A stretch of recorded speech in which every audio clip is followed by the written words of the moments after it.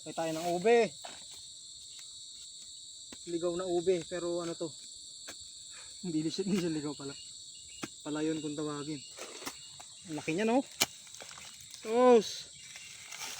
Gilid pa lang yan.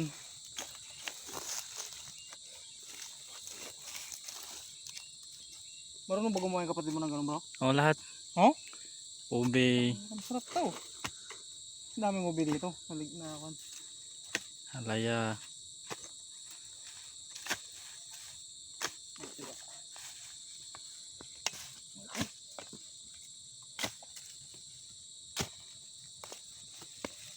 Putol na yata. Laki, oh. Dami. Naputol na. Bro. Oh. Tiga. Ito pa, oh.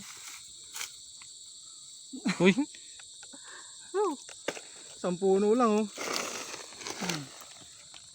Hindi pa ba to? Hindi pa. Ito pwede ba to? Hindi pa siya natutuyo eh. Taniman pa lang kasi ngayon ng ube. out ko na. Hindi bro.